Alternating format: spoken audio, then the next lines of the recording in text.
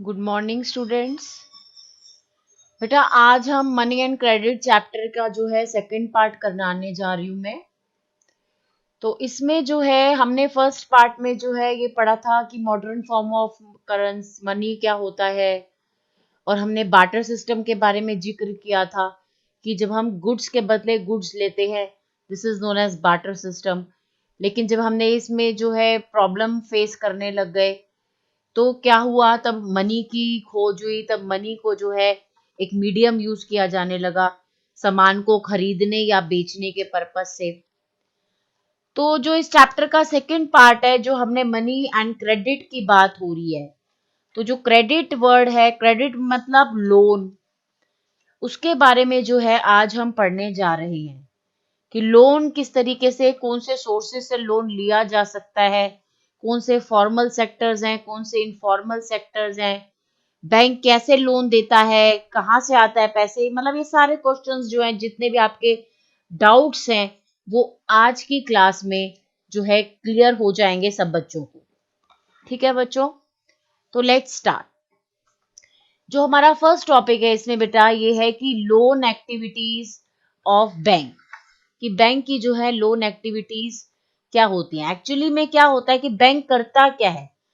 अब जिसके पास तो पैसे एक्स्ट्रा होते हैं, जैसे देखिए, हाँ आपके घर का ही एग्जांपल लेते हैं, आपकी फैमिली का, कि आपके पापा जो है जितना अर्न करते हैं उसमें से आप जरूर जो है आपकी मम्मी या पापा सेविंग करते होंगे और वो बैंक में रखते होंगे। तो वो बैंक में जो है क्यों रखते हैं, ताकि उनको कुछ बेनिफिट हो जाए, ताकि जो अगर सपोज करो उन्होंने 100 रुपीज डिपॉजिट कराए हैं और गवर्नमेंट जो है या बैंक जो है अगर उन्हें 3% इंटरेस्ट दे रहा है, तो उनको क्या मिलेगा, 100 के बदले 103 रुपए में कन्वर्ट हो जाएगा, यानी 3 रुपए का उनको मुनाफा हो रहा है ना। तो इसीलिए वो बैंक में जमा कराते हैं। तो बैंक जो है हमें क्या देता है बेटे, इंटरेस्ट देता है। और उसके अब जो हमने पैसा जमा करा दिया वो बैंक उसको क्या करता है, बैंक उसी पैसे को जो है दूसरे लोगों को एज लोन में यूज करता है, एज क्रेडिट में यूज करता है। अब इससे क्या होगा, उससे बैंक को क्या फायदा है, बैंक इधर से ले रहा है पैसा और उधर जमा करा रहा है, इससे बैंक को क्या मिलने वाला है भाई बेटा। जो बैंक हम लोगों से पैसा लेता है, यानी जो हम लोग डिपॉजिट कराते हैं, उसमें बैंक हमें कम रेट ऑफ इंटरेस्ट देता है। लेकिन कंपैरेटिवली जो लोन बैंक दूसरे लोगों को प्रोवाइड करता है, वही पैसा तो है जो लोग हम जमा कराते हैं, उसी पैसे को यूज करके बैंक जो है दूसरे लोगों को जिनको नीड होती है उनको लोन प्रोवाइड करता है। लेकिन वो लोन जो है हायर रेट ऑफ इंटरेस्ट पे उन लोगों को प्रोवाइड करता है। यानी सपोज करो हम अगर पैसा जमा कराते हैं तो हमें तो 3% इंटरेस्ट मिलता है, 3% ब्याज मिलता है, ठीक है। लेकिन जब वो बैंक उसी पैसे को, उसी 100 रुपए को जब लोन देता है, उसी 100 रुपए को जो किसी दूसरे व्यक्ति को लोन में दे रहा है, तो वो 6% चार्ज करता है। I am just taking an example. 100 rupees से बच्चे बहुत जल्दी समझ लेते हैं। यानी हमसे तो वो 3 रुपए, हमें तो 100 रुपए के बदले 3 रुपए एक्स्ट्रा देता है। लेकिन जब दूसरे लोगों से जब लोन उनको देता है तो उनसे 6 रुपए लेता है एक्स्ट्रा। यानी अगर 100 रुपए उनको देगा तो जब वो लोगों को पैसा लौटाएंगे तो उनको जो है 106 रुपए लौटाने पड़ेंगे। तो यहाँ पर बैंक ने क्या कमाया, 3 रुपए कमाया। यही बैंक की जो होती है ये अर्निंग होती है। ठीक है बेटे, तो बैंक अब 100 रुपए में तो डील करेगा नहीं, बहुत करोड़ों रुपए में जो है बैंक में डीलिंग होती है पैसों में। तो आप खुद सोच लीजिए कि बैंक जो है क्यों एक तरफ से पैसे जमा करा रहा है और दूसरी तरफ लोन दे रहा है, इससे बैंक को भी फायदा होता है। ठीक है, what do the banks do with the deposits which they accept from the public, जो मैंने आपको बताया। बैंक जो है they provide loan to other peoples who required, जिनको लोन चाहिए, जिनको नीड है, तो वो 6% ब्याज पे भी देने को तैयार हो जाते हैं कि हम लोन दे दो, बस हम तुम्हें कोई बात नहीं, 100 के पीछे 106 रुपए रिटर्न कर देंगे। बैंक ऑलवेज जो है ना small proportion of their deposit as cash with themselves, मतलब अब ऐसा अब आप ये नहीं होता कि जितना पैसा बैंक में जमा होता है कि वो सारा का सारा एज ए लोन दे देता है। कुछ परसेंट पैसा जो है बैंक को जो है अपने पास रखना पड़ता है। क्यों, क्योंकि ये सरकार कहती है, ये रिजर्व बैंक कहता है रिजर्व बैंक ऑफ इंडिया जो है ये बोलता है कि कम से कम आपको 15% जो भी डिपॉजिट है एज ए कैश होल्ड करना पड़ेगा। क्यों होल्ड करना पड़ेगा? कि भाई जो डिपॉजिटर है, जो पैसा जमा करा रहा है, हो सकता है वो आ जाए आपसे कि मेरे को अभी रिक्वायरमेंट हो गया, अभी मैंने जमा कराया लेकिन अभी मैं विड्रॉ कराना चाहता हूँ मनी फ्रॉम बैंक। तो बैंक कहाँ से देगा अगर वो 15% नहीं रखेगा पैसा? तो बैंक जो है 15% अपना जितना भी डिपॉजिट होता है एज कैश अपने पास रखता है, ताकि जो डिपॉजिटर अगर विड्रॉ कराने आए मनी को तो उनको वो भुगतान कर सके। ठीक है। And bank use the major portion of deposits to extend loans. ठीक है। Bank mediate between those who have surplus funds, यानी का द डिपॉजिटर यानी आपके पेरेंट्स, जिनके पास सरप्लस पैसा बच गया महीने में जो यूज नहीं हुआ तो वो बैंक में जमा कराते हैं। And those who are in the need of these funds, जिनको जरूरत है, यानी डिपॉजिटर और बोरोअर के बीच में एज अ मीडिएटर काम करता है बैंक। ठीक है। कि बैंक जो है लोन्स पे तो higher rate of interest charge करता है लेकिन डिपॉजिट्स में लेस इंटरेस्ट हमें देता है। तो ये जो डिफरेंस होता है, the difference between what is charge from the borrower and what is paid to the depositor is the main source of income. इसी की वजह से तो बैंक काम कर रहा है ना, उसको भी तो कुछ बेनिफिट होना चाहिए, नहीं तो वो क्यों करेगा। अब हम आपके बुक में जो है दो डिफरेंट क्रेडिट सिचुएशंस दे रखी है कि किस तरीके से एक व्यक्ति को लोन लेने पे तो बेनिफिट हो रहा है और एक व्यक्ति जो उधार ले रहा है उसको बेनिफिट नहीं हो रहा। इसमें दो कंडीशंस दिखाई रखी हैं, सिचुएशंस दिखाई हुई हैं। हम उसके मैं अब ये स्टोरीज को थोड़ा सा बताना चाहूंगी। जैसे देखिए, सलीम जो है उसको जो है रिसीव करता है वो ऑर्डर, उसको जूते बनाने का, जो एक ट्रेडर है उसको एक 3,000 पेयर ऑफ शूज बनाने का जो है ऑर्डर मिलता है। अब उसको वो ऑर्डर करने के लिए वो क्या कहता है कि मुझे थोड़ा सा एडवांस दे दीजिए, ताकि भाई जूते बनाने के लिए उसको लेदर चाहिए, वो थोड़ा और भी सामान चाहिए होगा, ग्लू वगैरह सब चीजें चाहिए। तो वो कहता है लेदर सप्लायर को कि भाई सो थोड़ा सा सप्लाई कर दो लेदर को, and he promise to pay him later, कि मैं जो है इतना ऑर्डर ले रहा हूँ। तो थोड़ा सा वो ये करता है कि लेदर सप्लायर को कहता है कि भाई थोड़ा सा सब लेदर हमें दे दिया जाए ताकि हम अपने इस ऑर्डर को फिलफिल कर सकें। ठीक है ना। अब क्या हुआ, he obtains loan in cash from the large trader. अब जिसने उसको ऑर्डर दिया कि भाई 3,000 पेयर ऑफ जूते बना दो, उसने उससे कुछ उधर वो भी एडवांस पेमेंट भी ले ली। भाई क्या गारंटी है कि तुम 3,000 जूते बनने के बाद ले लोगे? तो वो कुछ एडवांस पेयर भी पेमेंट ले लेता है। अब अंत में क्या हुआ, उस पेमेंट से उसने जूते तैयार करे और उसने थोड़ा सा लेदर सप्लायर से जो लेदर था वो भी उधार में ले लिया था पहले ही। तो इससे क्या हुआ, उसका जितना भी उसको 3,000 पेयर जूते जो बनाने थे वो बना लेता है और उसको बेनिफिट हो जाता है। ठीक है ना। तो at the end of the month Salim is able to deliver the order, make a good profit and repay the money that he had borrowed. जो भी उसने पैसा उधार लिया है वो उसकी पेमेंट कर सकता है। लोन लेके तो उसने सारा काम करा ना।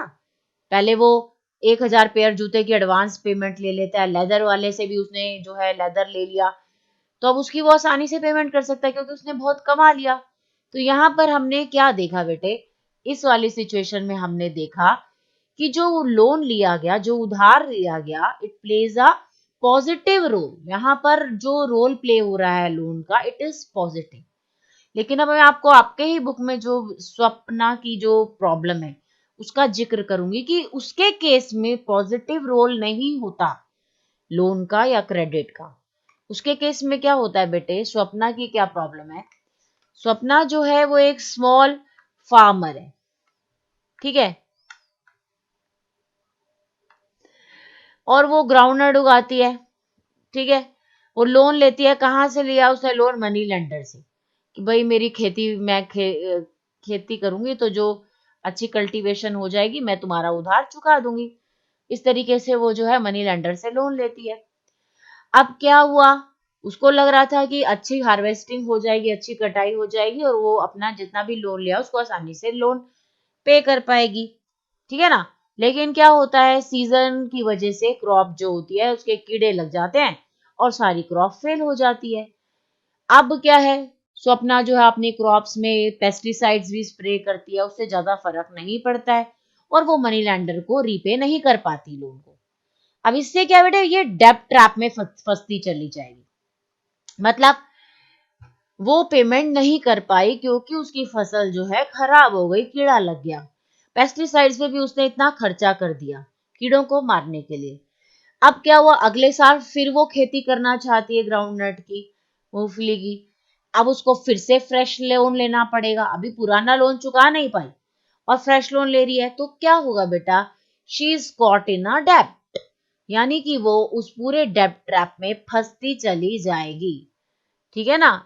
अभी लोन पिछला चुकता नहीं हुआ, अगले वाले लोन में और ले रही है, तो मनी लैंडर जो होगा वो उसको ज्यादा रेट ऑफ इंटरेस्ट पे लोन देगा और अपनी कंडीशंस रखेगा और वो डेब्ट ट्रैप में फंस जाएगी। और देखिए रूरल एरियाज में जो होता है, जो मेन हमारा जो डिमांड होता है क्रेडिट का, is for crop production. Crop production के लिए जो है मेन जो है लोग उधार लेते हैं। क्यों? क्योंकि उनको बेटे सीड्स चाहिए होते हैं, अच्छे बीज, पेस्टिसाइड्स चाहिए, उनको फर्टिलाइजर्स चाहिए, पानी का प्रबंध करना है, ये सारी चीजों के लिए उनको पैसा चाहिए ही चाहिए होता है। अब क्या होता है, वो हमेशा जो है क्रॉप उगाने से पहले लोन ले लेते हैं और वो अपनी खेती पर पूरा डिपेंडेंट होते हैं for the repayment of the loan. लेकिन अगर उनकी खेती बाड़ी अच्छी नहीं हुई, उनका प्रोडक्शन अच्छा नहीं हुआ, तो दे फेल टू मेक पेमेंट। वो अपना लोन की जो रीपेमेंट होती है वो नहीं कर पाते हैं।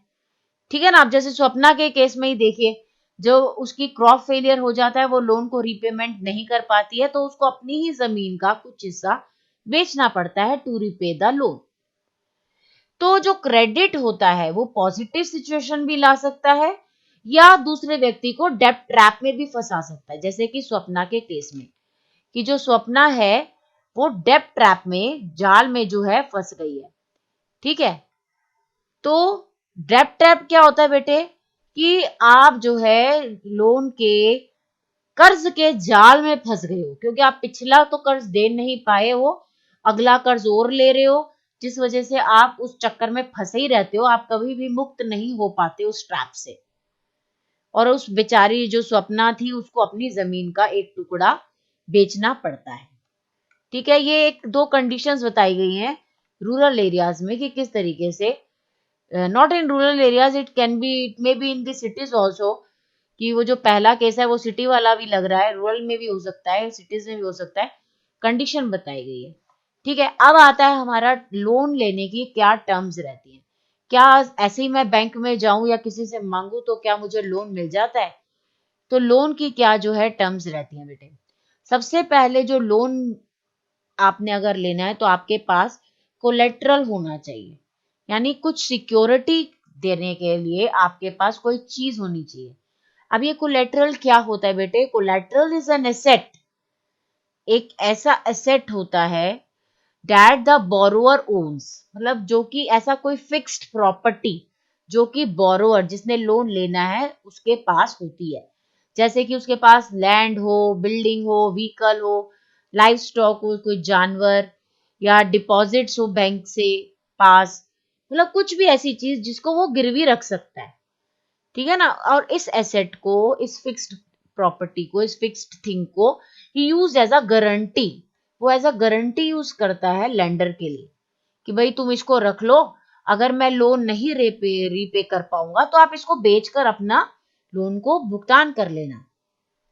ठीक है बेटे। तो कई बार एक एक नंबर का ऐसा क्वेश्चन भी आता है कि कौन कौन सी चीजें जो हैं कोलेटरल के लिए रखी जा सकती हैं, एग्जाम्पल्स बताओ। तो आपने इसमें से कुछ भी एग्जाम्पल आप दे सकते हैं। ठीक है। जैसे आपके पास जमीन है, या आप बैंक के पास आपके कोई डिपॉजिट्स हैं, लाइफ स्टॉक्स हैं, मतलब these are some examples of the collateral which are used for borrowing. ठीक है। तो अब ये एग्जांपल है, ये होम लोन वाला, ये आप खुद पढ़ेंगे, इसमें आप इन स्टोरीज को खुद ही बुक्स में से अच्छे से पढ़ेंगे। तो हमारा जो टर्म्स ऑफ क्रेडिट है, जो मैंने अभी बताया कि लोन लेने के लिए सबसे पहले आपको क्या चाहिए, क्या टर्म्स रहती हैं, क्या कंडीशंस रहती हैं, वो सबसे पहले है कोलेट्रल। उसके बाद इंटरेस्ट रेट होती है कि इंटरेस्ट रेट भी किस रेट ऑफ इंटरेस्ट पे लोन मिलेगा। कोलेटरल, आप क्या चीज गिरवी रखवाएंगे। एंड डॉक्यूमेंटेशन, आप कौन, पूरा डॉक्यूमेंटेशन होता है, पूरा डॉक्यूमेंट्स बनाए जाते हैं, पूरा प्रोसेस से जो है लोन जो है सैंक्शन होता है। ठीक है। And the mode of repayment together comprise what is called the terms of credit. मतलब कि आप पेमेंट किस तरीके से करोगे, आप इंस्टॉलमेंट्स में करोगे या आप लमसम में करोगे, ये सारी कंडीशंस जो होती हैं, these are all the terms of credit. उधार के टाइम पर, लोन लेने के टाइम पर ये सारी कंडीशंस जो होती हैं सेटिस्फाई की जाती है कि भाई क्या ब्याज दर रहेगी, आप क्या गिरवी रखवा रहे हो, क्या पूरा डॉक्यूमेंटेशंस, क्या डॉक्यूमेंट्स बनेंगे, किसकी स्टैंप लगेगी, कौन गवाही देगा, मतलब ईच एंड एवरीथिंग। और क्या मोड ऑफ रीपेमेंट रहेगा, आप इंस्टॉलमेंट्स में दोगे या 3 महीने के गैप में, एक एक महीने की इंस्टॉलमेंट में दोगे या 3 3 महीने की गैप में दोगे, या आप एक ही बार में लमसम दोगे। मतलब these are the conditions which are satisfied and these are known as a term of credit. ठीक है बेटे। और ये इसमें जो है it is very easy, this chapter is very easy. और इसमें जो है क्वेश्चंस पूछे जाते हैं 3 3 नंबर के। अब आप देखिए एग्जाम्पल हम ले रहे हैं विलेज एरिया का। विलेज एरिया में जो है किस तरीके से क्रेडिट का अरेंज किया जाता है, मतलब किन किन तरीकों से जो है लोन को लिया जाता है। ठीक है। अब इसमें श्यामलाल है, एक एक कुछ कुछ एग्जाम्पल्स दे रखे हैं इसमें। जैसे कि ये जो श्यामलाल है, ये एक स्मॉल फार्मर है सोनपुर में। इनकी कंडीशन क्या है, ये जो है मनी लेंडर से, इनके पास जो है अपनी 15 एकड़ ऑफ लैंड है और उन्होंने कुछ मनी लेंडर से जो है उधार लेते हैं। और रेट ऑफ इंटरेस्ट क्या रहेगा बेटे, 5% पर मंथ, यानी कि एक साल में 60% रेट ऑफ इंटरेस्ट रहेगा जी। और Shyamlal has been borrowing from an agriculture trader in the village at an interest rate of 3% per month. ठीक है। श्यामलाल जो है कहते हैं कि हर हर एक एवरी सीजन में ही नीड्स लोन कल्टीवेशन करने के लिए। मैंने अभी बताया ना, रूरल एरियाज में जो है जब भी हर साल जो है इनको कल्टीवेशन करने के लिए फार्मर्स को लोन की रिक्वायरमेंट रहती है। जो स्मॉल फार्मर्स होते हैं, जो बिग फार्मर्स होते हैं उनकी बात अलग है, उनके पास पैसा होता है, वो सारी चीजें जैसे कि पेस्टिसाइड्स, वीडिसाइड्स, वाटर का अरेंजमेंट करना है, सीड्स का अरेंजमेंट करना है, वो अपने आप कर लेते हैं। लेकिन जो स्मॉल होते हैं, फार्मर्स होते हैं या जो लैंडलेस लेबरर्स होते हैं, इनकी कंडीशन बहुत वहां पर खस्ता रहती है। ठीक है। Till a few years back he would borrow money from the village money lender at an interest of 5% per month, and the for the last few years Shamlal has been borrowing for an agriculture trader in the village at an interest rate of 3% per month। ठीक है। मतलब कि पहले 5% per month के हिसाब से ले रहे थे और फिर उससे पहले जो है कई सालों से जो है 3% पर मंथ के हिसाब से ये अपना जो है लोन ले रहे थे। अब क्या हुआ, ट्रेडर जो थे वो जब भी क्रॉपिंग सीजन से पहले, मतलब आपने फसल उगानी है उससे पहले जो है, जो ट्रेडर्स होते थे ना, इनको फार्म इनपुट्स प्रोवाइड करते थे, जैसे कि बीज हो गए उधार पे। और जब कटाई होएगी तो इनको ये सारा रीपेमेंट करना पड़ता था। ठीक है। Interest charge on the loan the trader also makes the farmer, मतलब बड़ी अजीब अजीब सी शर्तें भी रखी जाती थी। देखिए आप लोन दे रहे हो, अब मनी लेंडर से लोन ले रहे हैं या ट्रेडर से लोन ले रहे हैं, आप उनसे लोन ले रहे हो तो सिर्फ यही होना चाहिए ना कि आप उतने ब्याज पर, जितने ब्याज पर आपने सेटलमेंट की है, आप उस पर रिटर्न कर दो पैसा। लेकिन ये लोग और भी ऐसी शर्तें रखते थे जो डाइजेस्ट भी नहीं की जा सकती। जैसे कि ये लोग कहते थे कि फार्मर्स को उनसे प्रॉमिस करा लेते थे कि तुम भाई क्रॉप हमें ही बेचोगे। ये तो फिर एक ज्यादा उनको हो गया ना, प्रेशराइज करना, उनका एक्सप्लॉयटेशन करना हो गया फार्मर्स का, ऐसी कंडीशंस लगा के। अब वो बेचारा फार्मर जो है उसकी मजबूरी है, हेल्पलेस है, वो क्या करे, इतना पढ़ा लिखा भी नहीं है। अब मैं आपको आगे हम ये भी पढ़ेंगे कि भाई ऐसा क्या है कि ये लोग मनी लेंडर से या ट्रेडर से ही क्यों लोन ले रहे हैं, बैंक्स में क्यों नहीं जाते। इसके भी बहुत बड़े बड़े कारण है, बहुत सारे कारण है इसके पीछे, वो हम आगे पढ़ेंगे इसके बारे में। तो अब ये जो श्यामलाल है ये मनी लेंडर से इंटरेस्ट, इतने रेट ऑफ इंटरेस्ट पे जो है लोन उठाता है। लेकिन जो है इसके ऊपर जो है और भी प्रेशर डाले जाते हैं। इसको कहा जाता है कि भाई जो तुम्हारी क्रॉप होगी ये तुम हमें ही बेचोगे। ठीक है, अब ये लोग क्या करते हैं, खुद तो कम रेट ऑफ इंटरेस्ट पे, मतलब कम रेट पर जो है उनसे क्रॉप खरीद लेते हैं कम प्राइस पर, और जब मार्केट में बेचते हैं तो हायर प्राइस पे बेचते हैं। तो इस तरीके से जो है आपने देखा कि जो स्मॉल फार्मर है वो किस तरीके से डेब्ट ट्रैप में फंस जाएगा। अगर सपोज करो उसकी क्रॉप खराब हो जाती है, क्रॉप फेलियर हो जाता है, तो वो पे नहीं कर पाएगा लोन को और वो डेब्ट ट्रैप में फंस सकता है। अब एक दूसरी कंडीशन के बारे में हम इस वाले टॉपिक में जो है ना बेसिकली यही पढ़ाया जा रहा है कि रूरल एरियाज में हम कैसे कैसे लोन को रेज कर सकते हैं, कहाँ कहाँ से लेते हैं ये लोग। एक तो हो गया मनी लेंडर से। ठीक है, अब यहाँ पर अरुण है, अरुण जो है वो एक who is supervising the work of one farm labourer. ठीक है, अरुण की कंडीशन क्या करते हैं कि अरुण के पास जो है ना 7 एकड़ की लैंड है और he is one of the few person is able to receive bank loan from cultivation. मतलब ये इस व्यक्ति को अरुण को बैंक से लोन मिल रहा है।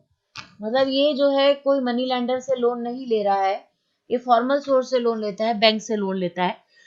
इसका रेट ऑफ इंटरेस्ट भी जो है सिर्फ 8.5% पर एनम रहता है, पर एनम। यहाँ देखिए 60% पर एनम था। और ये भी कहा जाता है कि भाई तुम नेक्स्ट 3 मंथ्स ईयर्स तक कभी भी लोन को रीपे कर सकते हो। अब यहाँ पे आपने देखा कि जो अरुण है उसकी कंडीशन श्यामलाल से कितनी बेहतर है, बैंक से लोन ले रहा है, वो एक फॉर्मल सोर्स ऑफ वे से जो है लोन लिया जा रहा है। ठीक है, अब थर्ड कंडीशन में क्या होता है, रमा की बात करते हैं कि रमा जो है वो एक एग्रीकल्चरल लेबरर है। ठीक है, she is an agricultural labour. Rama has no work and needs credit to meet the daily expense. इसके पास कोई काम नहीं था पिछले कुछ महीनों में और इसको पैसा चाहिए था, और बीमार भी हो जाते हैं इसके फैमिली में कोई लोग, तो इसको लोन चाहिए। अब ये किस पे डिपेंड होगी, ये अपने एम्प्लॉयर पे डिपेंड होगी या लैंड ओनर पर जहां पर ये काम करती है, क्योंकि इसके पास तो जमीन है ही नहीं ना, ये तो एक एग्रीकल्चरल लेबरर है जो दूसरों की जमीनों पर काम करती है। अब इसमें क्या करता है वो कि जो ऑनर है वो कहता है मैं तेरे से 5% पर मंथ लूंगा, 5 गुना 12 कर दिया, 12×5 = 60, यानी 60% पर एनम के हिसाब से लेगा। और ये इससे क्या होगा, वो 5,000 रुपए ले रही है उससे, एंड दो the land owner does not treat her well, उसको वहां पर ही काम करना पड़ रहा है। क्यों? क्योंकि उसको उम्मीद है कि भाई मुझे जब भी मुझे जरूरत होगी तो ये मुझे एम्प्लॉयर जो है लोन दे देगा, बेशक से कितना भी हाई रेट ऑफ इंटरेस्ट ले। ठीक है, तो यहाँ पर हमने दो इनफॉर्मल सोर्सेस पढ़े। जो हमने श्यामलाल के केस में पढ़ा कि वो मनी लेंडर से ले रहा है, रमा के केस में पढ़ा कि वो अपने एम्प्लॉयर से ले रही है। ठीक है, क्योंकि वो लैंडलेस लेबर है, उसके पास जमीन ही नहीं है। अब एक और फोर्थ वे जो है वो है लोन्स फ्रॉम कोऑपरेटिव्स। देखिए कोऑपरेटिव क्या होता है बेटे, cooperative is just a group, कि कुछ लोगों ने जो है अपने कॉपरेशन से या अपना मिल गए और उन्होंने ग्रुप को फॉर्म कर लिया। अब ये लोग क्या करते हैं, ये जो ग्रुप के मेंबर्स होते हैं यही जो है पूल करते हैं देयर रिसोर्सेज। मतलब पूल देयर रिसोर्सेज, यहाँ पे ये लाइन लिखी हुई है ना कि the members of the cooperative pool their resources for cooperation in certain areas। मतलब कि ये जो मेंबर्स होते हैं ये आपस में ही मिलकर रिसोर्सेज, मतलब इन क्या होता है बेटे, जैसे सपोज करो 100 लोग जो हैं वो मिल गए, तो जब वो मिल गए उन्होंने हर हर व्यक्ति ने थोड़े थोड़े पैसे को जमा करा। जैसे किसी ने 10 रुपए जमा करे, किसी ने 100 रुपए जमा करे, ऐसे करते करते सपोज करो 100 लोग हैं, सबने मिलाकर 10,000 रुपए जमा कर लिए, एक कोऑपरेटिव बना लिया अपनी। ठीक है, अब क्या होगा, अब वो जो 100 बंदे हैं उनमें से किसी को जरूरत पड़ी कि भाई हाँ मुझे, सपोज करते हैं एक कृषक कोऑपरेटिव, यहाँ पर एक एग्जाम्पल भी दे रखा है ये कृषक कोऑपरेटिव का। इसमें क्या है बेटे, इसमें जो है वो कृषक कोऑपरेटिव जो है वो लोन प्रोवाइड करती है for the purchase of agricultural implements. आपने कोई एग्रीकल्चर के लिए कोई चीज लेनी है, कल्टीवेशन के लिए, या फिशरी लोन्स, या घर बनाने के लिए, मतलब ये सब लोन प्रोवाइड करती है। अब वो सपोज करो 10,000 रुपए जो इकट्ठे हुए, अब उन 100 लोगों में से एक व्यक्ति कहता है कि हाँ भाई मुझे तो ना को लोन दे दो कि मुझे जो है सीड्स खरीदने। अब वही जो 10,000 है उसमें से 5,000 उसे दे दिए जाएंगे कि भाई तुम सीट्स खरीद लो। बाकी सारे लोग जो है वो एग्री करते हैं इसमें कि क्यों, क्योंकि ये सारे लोग एक ही टाइप के लोग होते हैं, इनका जो इंटरेस्ट होता है वो कॉमन होता है। ठीक है, और ये एक ही जैसे लोग होते हैं, जैसे कि इसमें बताया गया है कि members of cooperative pool their resource for cooperation. ठीक है ना, कि यही मेंबर जो है इन्होंने अपने पैसे इकट्ठे करे और ये आपस में ही जो है कॉपरेट करके चलते हैं। ठीक है, अब एक व्यक्ति ने जिसको चाहिए कि भाई सीड्स के लिए मुझे 5,000 रुपए लोन दे दो, तो ये 10,000 में से 5,000 रुपए उसको दे देंगे। अब इससे क्या फायदा होगा, इससे उस व्यक्ति को ये फायदा होगा बेटे कि उसको जो रेट ऑफ इंटरेस्ट है जो वो पहले मनी लेंडर से लेता, जैसे हमने ऊपर वाले केस में पढ़ा वो रमा के बारे में, अगर वो मनी लेंडर से लेती है तो वो कितना ज्यादा रेट ऑफ इंटरेस्ट चार्ज करते हैं, 60% पर है, कितना ज्यादा है। तो यहाँ पर इस व्यक्ति को 5,000 रुपए मिल जाते हैं, लेकिन उसको रेट ऑफ इंटरेस्ट इतना ज्यादा पे नहीं करना है। ठीक है, इससे उसको बेनिफिट होगा और वो पेमेंट आसानी से कर भी पाएगा। अगर इतना रेट ऑफ इंटरेस्ट नहीं होगा तो वो आसानी भी कोशिश भी करेगा कि भाई मैं रीपेमेंट कर दूं लोन की, और वो करता भी है, क्योंकि ये सारे लोग जो होते हैं ये एक ही अ, मतलब एक ही तरीके के लोग होते हैं, एक ही टाइप के लोग होते हैं। ठीक है, जो मतलब नीडी होते हैं, जिसका बाद जितना हो सका उसने उतना पैसा जमा करा। अब इससे क्या होता है, ये जो डिपॉजिट्स करते हैं इसको एज अ कोलेट्रल भी यूज करते हैं। कैसे, जैसे सपोज करो 10,000 रुपए जमा हो गए, अब ये कोऑपरेटिव एक तरीके से कोऑपरेटिव बन गई।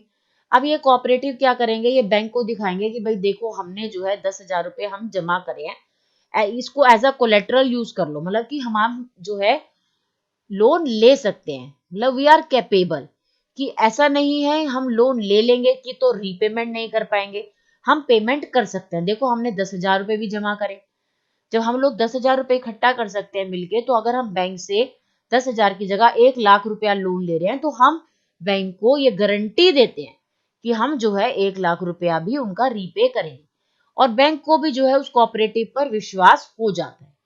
तो मतलब दीज फंड्स जो कि ये जो कोऑपरेटिव्स जो होती हैं जो कि पूल करते हैं रिसोर्सेज को for cooperation in certain areas, यहाँ पर इसको यूज किया जा सकता है as a collateral, as a collateral use किया जा सकता है, और बैंक से वो इसके अगेंस्ट लोन्स ले सकते हैं, लार्ज लोन्स।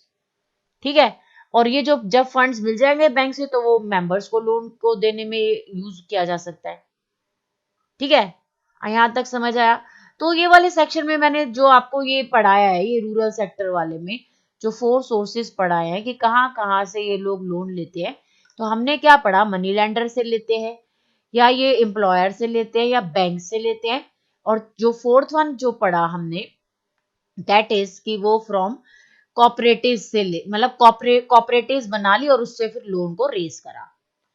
ठीक है, now our next topic is formal sector credit in India. अभी बार बार मैं फॉर्मल इनफॉर्मल वर्ड यूज कर रही थी, वो यही है, जैसे कि जो हमने सेकंड चैप्टर पढ़ा था इसका, उसमें हमने पढ़ा था ना कि भाई फॉर्मल, अगर आप फॉर्मल इंस्टीट्यूशन में काम करते हो या इनफॉर्मल तरीके से यानी प्राइवेट सेक्टर में काम करते हो या पब्लिक सेक्टर में काम करते हो, तो किसमें ज्यादा बेनिफिट होता है, प्राइवेट सेक्टर में बेनिफिट ज्यादा होगा कि पब्लिक में, पब्लिक सेक्टर में। क्यों, क्योंकि प्राइवेट सेक्टर में जो है आपकी जॉब सिक्योरिटी नहीं होती है, बहुत सारी बातें होती है। तो सिमिलरली लोन के केस में भी अगर आप फॉर्मल सेक्टर से लोन लेते हो तो वो ज्यादा बेटर होता है इंस्टेड ऑफ इनफॉर्मल सेक्टर्स। ठीक है, अब ये ग्राफ आपको ये शो हो रहा है, अब देखिए सोर्सेज ऑफ क्रेडिट पर ₹1000 ऑफ रूरल हाउस होल्ड की बात हो रही है यहाँ पर, कि देखिए रूरल एरियाज में जो है 33% जो लोग हैं वो मनी लेंडर से लोन लेते हैं। ठीक है, 5% दूसरे इंस्टीट्यूशन से ले लिया, 1% लैंडलॉर्ड से लेते हैं, 8% जो है रिलेटिव से। ठीक है, और ये कोऑपरेटिव बैंक से 25% या कमर्शियल बैंक से, मतलब सबसे ज्यादा जो है यहाँ पर दिखाया गया मनी लेंडर से जो है बहुत ज्यादा लोन लिया जाता है। तो फॉर्मल जो फॉर्मल होता है, फॉर्मल सेक्टर होता है जिसपे बैंक की निगरानी होती है, जिसपे बैंक पूरा नजर रखता है, वो फॉर्मल सेक्टर लोन्स होते हैं। और जिसपे बैंक की कोई नजर नहीं होती, जिसपे कोई निगरानी नहीं होती, कोई बंदिशें नहीं होती, वो इनफॉर्मल सेक्टर लोन्स का होता है। ठीक है, तो फॉर्मल सेक्टर में क्या क्या आता है बेटे, बैंक्स और कॉपरेटिव्स आते हैं जो अभी मैंने बताया आपको।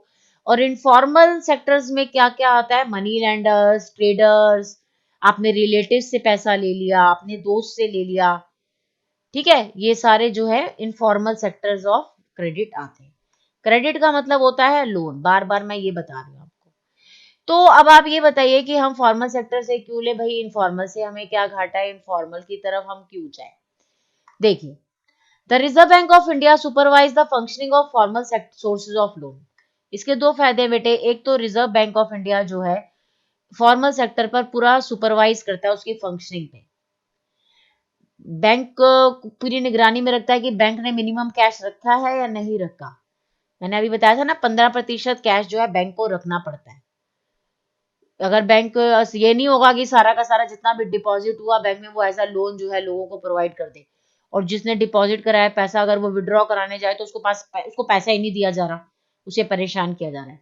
तो आरबीआई जो है ये चेक करता है कि बैंक ने जो है minimum cash balance that is 15% रखा है या नहीं रखा है। और आरबीआई जो है वो मॉनिटर करता है बैंक को कि actually maintaining the cash balance, ठीक, पूरा मॉनिटरिंग करता है कि किस तरीके से कैश बैलेंस को मेंटेन किया जा रहा है। उसी तरीके से आरबीआई ये भी देखता है कि बैंक जो है वो लोन किसको दे रहा है। ऐसा तो नहीं है जो प्रॉफिट मेकिंग बिजनेसेस है या ट्रेडर्स है उन्हीं को दिया जा रहा है, जो बेचारे जरूरतमंद है जैसे स्मॉल कल्टीवेटर्स हैं, जो स्मॉल स्केल इंडस्ट्रीज वाले हैं, या जिनको छोटा छोटा लोन चाहिए, स्मॉल बोरोअर्स है, उनको नहीं दिया जा रहा। क्यों, उनको लगता है कि हाँ भाई पता नहीं ये दे पाएंगे या नहीं दे पाएंगे, तो वो इसलिए प्रॉफिट मेकिंग बिजनेसेस को देते हैं। तो इस पे पूरी नजर किसकी रहती है बेटे, आरबीआई की।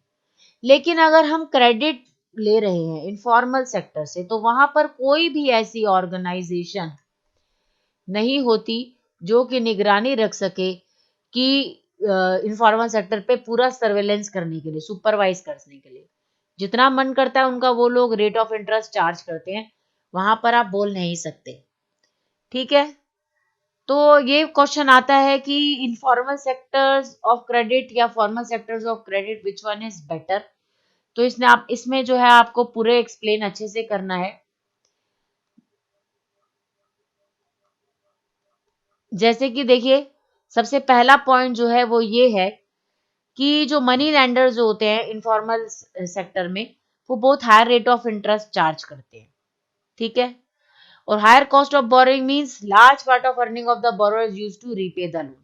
सीधी सी बात है कि अगर आपको रेट ऑफ इंटरेस्ट ज्यादा पे करना पड़ रहा है तो अंत में जब आप अर्न करोगे तो सारा का सारा पैसा तो आपको एज ए लोन ही चुकाना पड़ेगा और उसके इंटरेस्ट के रूप में चुकाना पड़ेगा। तो उनके लोगों के पास क्या बचेगा, जैसे कि हमने श्यामलाल के केस में पढ़ा, ठीक है, कि मतलब जो कभी कभी तो इतना ज्यादा रेट ऑफ इंटरेस्ट हो जाता है कि amount to be repaid is greater than the income of the borrower, जिस वजह से वो डेब्ट ट्रैप में बंदा फंस चला जाता है।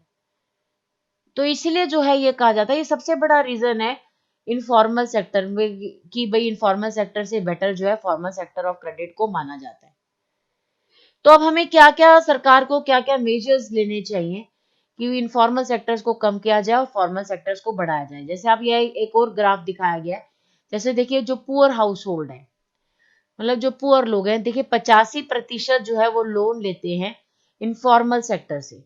और ये पर्पल कलर जो है वो फॉर्मल सेक्टर का दिखाया जा रहा है, और जो ब्लू कलर है वो इनफॉर्मल सेक्टर का दिखाया जा रहा है, ये नीचे लिखा भी हुआ है इंडेक्स में, ठीक है।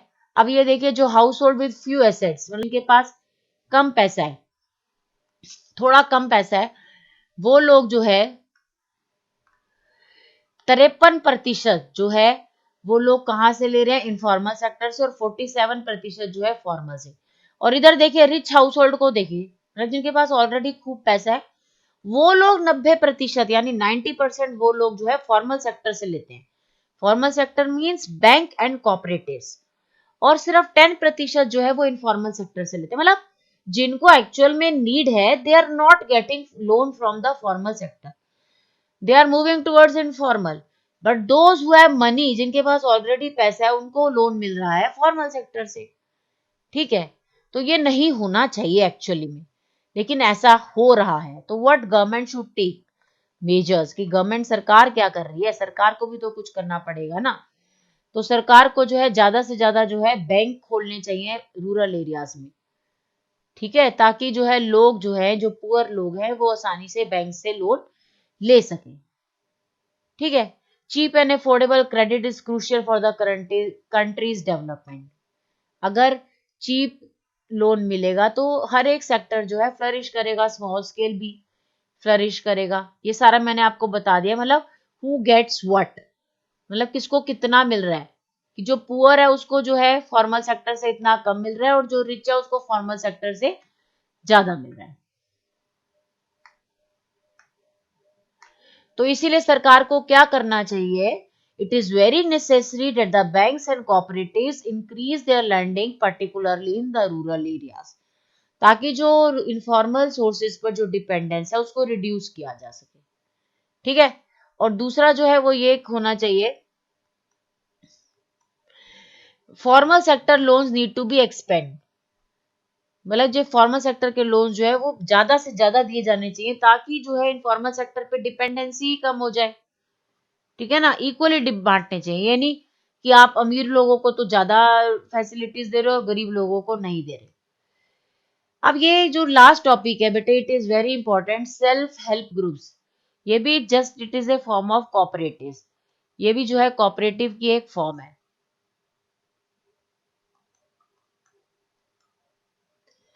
ठीक है। अब सेल्फ हेल्प ग्रुप के बारे में जो मैंने आपको बताया, in the previous section we have seen that the poor household are still dependent on informal sources of credit। ठीक है ना, ये आपने देखा कि पिछले, अभी मैंने आपको पिछले सेक्शन में यही बताया कि भाई पुअर सेक्शन को जो है कम फॉर्मल सेक्टर से लोन मिल रहा है। क्यों भाई, ऐसा क्या है? सबसे बड़ी बात जो होती है ना बेटे वो ये होती है, एक तो कोलेटरल की होती है, गिरवी रखने के लिए इन लोगों के पास कुछ नहीं होता, और बैंक बिना गिरवी रखे कुछ भी एज अ कोलेटरल, कोई भी ऐसा एसेट जिसको वो गिरवी ना रख सके तो उसके बिना वो लोन देता नहीं है। दूसरा, बैंक से लोन लेने के लिए आपको डॉक्यूमेंट्स पूरे करने पड़ेंगे, मतलब पूरा डॉक्यूमेंटेशन का प्रोसेस होगा। ठीक है, इसी वजह से, मतलब एक तो डॉक्यूमेंट्स की वजह से और एक कोलेटरल की वजह से जो पुअर पीपल है उनको बैंक का लोन नहीं मिलता, बैंक से वो लोन रेज नहीं कर पाते। ठीक है। अब जैसे जो इनफॉर्मल सेक्टर की तरफ अगर हम देखें तो उनको क्या है, वो लोग जो है ना बोरोवर्स को पर्सनली जानते हैं, तो वो विदाउट कोलेटरल भी उनको लोन दे देते हैं, क्योंकि उनको पता है कि अगर वो रीपे नहीं कर पाएगा तो उनको निकलवाना आता है कि कैसे इनको डेब्ट ट्रैप में फंसाना है, कैसे इनको एक्सप्लॉयटेशन करना है, कैसे इनसे काम निकलवाना है। ठीक है। तो इन सब बातों को मनी लेंडर जो होते हैं, एक तो अपनी high rate of interest charge करते हैं, कोई रिकॉर्ड्स नहीं होता इनका ट्रांजैक्शन का, और हरास करते हैं पुअर बोरोवर्स को। मतलब देखिए, ये क्वेश्चन अगर आता है कि फॉर्मल सेक्टर जो होता है वो इनफॉर्मल सेक्टर से बेटर क्यों है, तो देखिए फॉर्मल सेक्टर में जो रेट ऑफ इंटरेस्ट होता है वो लो रहता है, यहाँ पर जो है एक्सप्लॉयटेशन नहीं होती है पुअर पीपल की। ठीक है। और अगर ये क्वेश्चन आ जाए कि भाई क्यों जो है पुअर लोग जो है या जो नीडी पर्सन है वो इनफॉर्मल सेक्टर की ओर ढूंढ रहा है, फॉर्मल सेक्टर की ओर क्यों नहीं जा पा रहा, उसका भी बहुत बड़ा कारण है। पहला तो कारण ये है कि रूरल एरियाज में इतने बैंक्स ही नहीं है, जब बैंक्स ही नहीं होंगे तो आप कहाँ से लोन ले लोगे भाई। दूसरा पॉइंट, दूसरा पॉइंट जो है वो ये है कि आप डॉक्यूमेंटेशन कराते हो, जो पुअर व्यक्ति है, जो पुअर पर्सन है, वो इतना पढ़ा लिखा नहीं है, वो डरता है कि मैं कैसे डॉक्यूमेंट्स को पूरा करूंगा। And third, and that is the most important point, that is collateral, कि उसके पास कुछ गिरवी रखने के लिए है ही नहीं। जब वो गिरवी रखने के लिए होगा ही नहीं तो बैंक उसे लोन हरगिज नहीं देगा। ठीक है। तो ये सब कारण है जिस वजह से वो इनफॉर्मल सेक्टर की ओर मूव करता है। ठीक है। अब आजकल रिसेंट ईयर्स में पीपल ने जो है बहुत सारे दूसरे तरीके भी निकाले गए कि भाई पुअर लोगों को किस तरीके से लोन दिया जाए। तो इसमें क्या है, सेल्फ हेल्प ग्रुप बनाकर, सेल्फ, देखो इस वर्ड लाइन से ही पता चल रहा है, इस नेम से ही पता चल रहा है, सेल्फ हेल्प ग्रुप्स, मतलब अपनी हेल्प खुद करने वाले ग्रुप्स।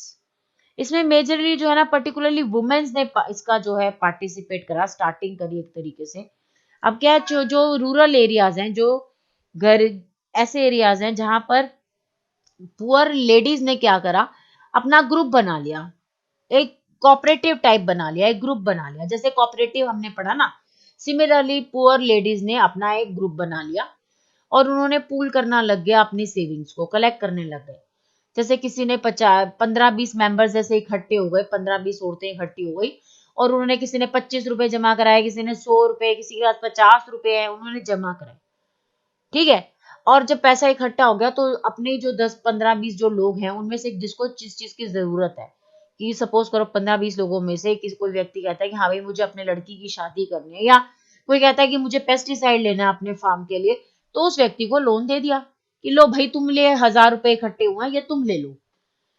अब लेकिन इसमें क्या फायदा है उसको, एक तो रेट ऑफ इंटरेस्ट उसको ज्यादा नहीं पे करना पड़ेगा, ठीक है ना, क्योंकि ये सारे लोग जो है, जो सेल्फ हेल्प ग्रुप्स जो है, ये खुद इन एक जैसे लोग होते हैं, मतलब they usually belonging to one neighbourhood, एक ही पड़ोस में रहने वाले लोग होते हैं। जैसे आजकल जो इतना होता है, लेडीज ने जो है वो डाल लेती है, किटीज डाल लेती हैं, इकट्ठे कर लेती हैं पैसे। सिमिलरली ये गरीब औरतें जो थी, गरीब लोग, लेडीज जो थी, उन्होंने क्या करा, अपने सेल्फ हेल्प ग्रुप बना लिए। जितना पैसा इकट्ठा हुआ, जिस लेडी को चाहिए उसको दे दिया, उसके रिक्वायरमेंट को पूरा करने के लिए। अब इसमें क्या होगा, the group charges interest on these loan but this is still less. Money lender बहुत ज्यादा रेट ऑफ इंटरेस्ट चार्ज करता है, जो बेचारा, जो पुअर व्यक्ति है, वो डेब्ट ट्रैप में फंस जाता है, ठीक है ना, ऋण के जाल में फंस जाता है। लेकिन यहाँ पर जो रेट ऑफ इंटरेस्ट है वो बहुत कम है, और ये लोग एक दूसरे की जरूरतों को समझते हैं, उनकी प्रॉब्लम्स को समझते हैं। ठीक है। अब ये जो पैसा जो ये इकट्ठा हुआ, इससे ये जो है बैंक से भी लोन ले सकते हैं, जैसे कोऑपरेटिव में बताया था ना मैंने आपको। सिमिलरली जो सेल्फ हेल्प ग्रुप्स होते हैं, they can also avail loan from bank. ठीक है। तो लोन जो है, यहाँ पर बैंक जो लोन प्रोवाइड करेगा, यहाँ पर जो बैंक लोन प्रोवाइड करेगा, वो एक किसी व्यक्ति के नाम पे नहीं देगा, वो पूरे ग्रुप को देगा। ठीक है। वो जो पैसा जब ये लोग बैंक से लोन रेज कर लेते हैं, तो इससे क्या होता है बेटे, कि ये लोग जो है उससे कोई काम धंधा स्टार्ट कर सकते हैं। ठीक है ना, काम धंधा कोई स्टार्ट करेंगे और उससे स्मॉल बिजनेसेस कर लेंगे, और रिलीज, अपनी कोई मॉर्टगेज लैंड है उसको रिलीज कराने के लिए, मतलब कुछ भी सीड्स खरीद लेंगे, किसी भी पर्पस के लिए वो जो लोन्स हैं उनको यूज कर सकते हैं। और बैंक्स भी जो होते हैं, इन सेल्फ हेल्प ग्रुप के नाम पर लोन देता है, किसी एक पर्टिकुलर व्यक्ति के नाम पर नहीं देता। इससे क्या होता है कि अगर सपोज करिए वो लोन ले रेज कर लिया, और उस लोन को एक व्यक्ति ने यूज कर लिया, सपोज करो बैंक से 10,000 रुपए इन्होंने सेल्फ हेल्प ग्रुप के नाम से, ये 15-20 लेडीज जो है वो ले लेती हैं, लेकिन वो 15-20 लेडीज में से सिर्फ एक लेडी ने वो 10,000 रुपए यूज किए, लेकिन हुआ ये, वो रीपेमेंट नहीं कर पाती, कि वो नहीं, फेल हो जाती है, वो नहीं कर पाती 10,000 रुपए की पेमेंट, उसको प्रॉब्लम होती है बाद में जब पेमेंट करने की बारी आती है। इस केस में अब जो बैंक है, उसका पैसा ऐसा नहीं कि डूब गया क्योंकि वो औरत नहीं पे कर पा रही, वो जो बैंक को, सारी लेडीज, मतलब they are all are liable, उनको जो है, वो सभी जो है वहां पर अपने लोन को भुगतान करने के लिए लायबल है, उनको देना पड़ेगा। फिर वो लोग आपस में प्रेशराइज करेंगे, या तो उस लेडी को कि हाँ भाई नहीं, तुम 10,000 रुपीज पे करो, बैंक को वापस करो, या फिर वो मिल के जो है बैंक का भुगतान करेंगे पैसे का। मतलब किसी फॉर्म में यहाँ पर बैंक का पैसा नहीं डूबेगा, यहाँ पर बैंक जो है वो लोन सैंक्शन करता है in the name of group. ठीक है। And is meant to create self employment opportunities for the member. आपको समझ में आया इसमें कैसा, किस तरीके से सेल्फ हेल्प ग्रुप से जो है उन औरतों को भी बेनिफिट हो रहा है। ठीक है। तो और एक तो होगा, या तो जितने भी पैसे वो इकट्ठे हुए वो यूज कर ले एज अ लोन, या वो बैंक से भी लोन रेज कर सकती हैं। और इसमें एक और ये जो सेल्फ हेल्प ग्रुप की खासियत होती है, कि जितने भी डिसीजन लिए जाते हैं लोन एक्टिविटी से रिलेटेड या सेविंग से रिलेटेड, वो सारे ग्रुप मेंबर्स देते हैं। ये नहीं कि एक ही उसमें एक व्यक्ति ज्यादा इंपॉर्टेंट है दूसरा नहीं है, ऑल आर इंपॉर्टेंट। ठीक है। सारे डिसीजंस जो होते हैं सभी लोग जो होते हैं मिल कर लेते हैं। ठीक। अब जैसे कि भाई क्या पर्पस रहेगा, किसको लोन दिया जाना चाहिए, कितना अमाउंट दिया जाना है, क्या इंटरेस्ट चार्ज किया जाएगा। जैसे इन लोगों ने 1000, मैंने बताया था ना, 15-20 लोग, औरतें इकट्ठी हो जाती हैं और वो 1000 रुपया उनका इकट्ठा हो जाता है, कोई 50 रुपए देती है, कोई 100 रुपए देती है। तो ये आपस में डिसाइड करते हैं कि भाई किसको हम लोन देंगे, ये 1000 रुपए का कैसे रीपेमेंट का शेड्यूल रहेगा, सब कुछ।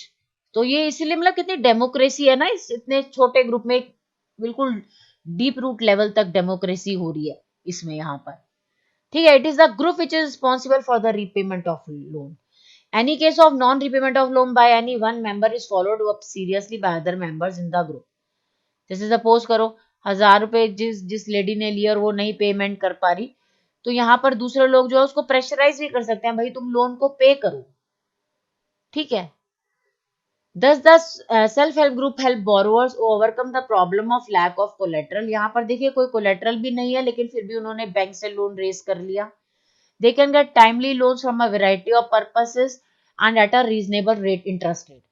उनको जो है जब जो जरूरत है तब वो उनको लोन मिल जाता है, उनको ग्रुप में से किसी भी व्यक्ति को जब जरूरत है तो, और रीजनेबल इंटरेस्ट रेट मिलता है. Self help groups are the building blocks of organisation of the rural poor. देखिए यही लाइन एज इट इज आ जाएगी एग्जाम में कि self help groups are the building blocks of organisation of the rural poor. तो यहाँ पर जो है आप इस पे पूरा एक्सप्लेन करेंगे सेल्फ हेल्प ग्रुप्स के बारे में कि ये किस तरीके से बेनिफिट होता है इनसे, इनका क्या इंपॉर्टेंस है. ठीक है. और इससे क्या होगा, इन औरतों को और भी, सिर्फ डेमोक्रेसी तो है ही है यहाँ पर, और भी बहुत सारे फायदे होते हैं इन लेडीज को. बेसिकली लेडीज ने ही स्टार्ट कराया था ये सेल्फ हेल्प ग्रुप्स. इससे लेडीज जो है सेल्फ फाइनेंशियली सेल्फ रिलायंट बन जाती है, इंडिपेंडेंटली इकोनॉमिकली. ठीक है ना. उनको जो है अपने हस्बैंड से पैसे मांगने की आवश्यकता नहीं होती. रेगुलर मीटिंग्स होती हैं तो इनको एक प्लेटफॉर्म मिलता है टू डिस्कस करने का सोशल इश्यूज, कि भाई कोई हेल्थ से रिलेटेड कोई बात है, कोई न्यूट्रिशन से रिलेटेड, या कोई डोमेस्टिक वायलेंस की शिकार हो रही है, तो ये आपस में बात कर लेती हैं. जो भी सोशल इश्यूज होते हैं, जो सोसाइटीज में जो इनके साथ प्रॉब्लम्स ये लोग फेस कर रही होती हैं, तो ये एक एज अ प्लेटफॉर्म मिल रहा है. सारी इकट्ठी होंगी एक जगह पर तो इनको एक प्लेटफॉर्म मिल रहा है ना, जहां पर ये अपनी प्रॉब्लम्स को डिस्कस कर सकते हैं. ठीक है. ये सेल्फ हेल्प ग्रुप का फायदा है. यहाँ पर एक बॉक्स में जो है ग्रामीण बैंक ऑफ बांग्लादेश है. ये किसने स्टार्ट किया था बेटा, ये प्रोफेसर मोहम्मद यूनुस ने स्टार्ट किया था. ठीक है. यूनुस के लिए इनको जो है इसके लिए नोबेल प्राइज भी मिला था. ठीक है. मतलब इन्होंने जो है एक ग्रामीण बैंक, जो है ग्रामीण बैंक ऑफ बांग्लादेश, बांग्लादेश के थे ये मोहम्मद यूनुस, इन्होंने ये स्टार्ट किया था. इसमें क्या किया था इन्होंने बेटे, एक जस्ट अ प्रोजेक्ट था जिसमें देखिए 1970s में के टाइम पर इन्होंने स्टार्ट किया था. इसमें क्या अब कितने लोग जुड़े हुए हैं 2014 के टाइम पर, 8.63 मिलियन मेंबर्स.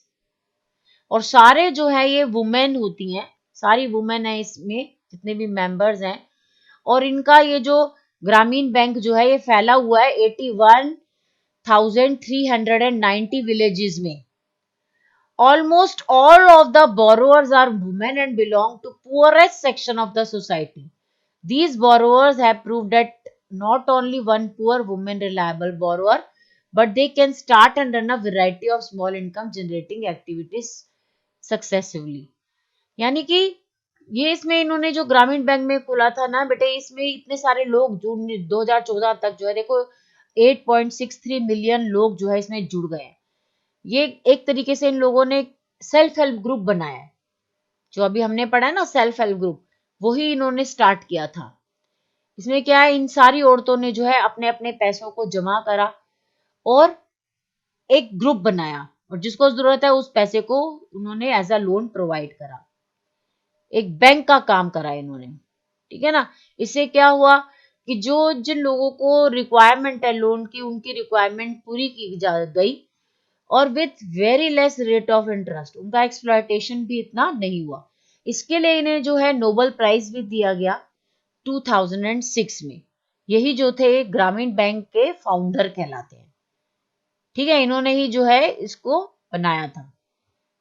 तो आज हमारा ये जो चैप्टर है, आई होप कि आपको समझ आया होगा. This chapter is very easy. Basically जो इसमें क्वेश्चंस पुट अप होते हैं वो यही होते हैं.